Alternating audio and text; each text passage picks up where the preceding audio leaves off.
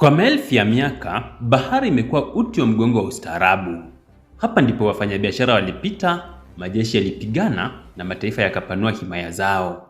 Bahari haijawahi kuwa eneo la kimya pekee, bali pia uwanja wa vita na mashindano ya nguvu. Katika karne ya 21, nguvu za kijeshi na kisiasa hazipimwi kwa ardhi pekee, bali kwa nani anayedhibiti bahari. Katika makala haya, tunatazama nchi zenye nguvu kubwa zaidi za majini mwaka 2025 na namna zinavyounda mustakabali wa dunia. Moja, Marekani. Marekani ndiyo ngome ya kwanza ya bahari.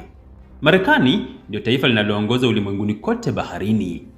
Jeshi la majini la Marekani lina manuari 232 ikiwemo mabehewa makubwa ya ndege yani Carriers 11.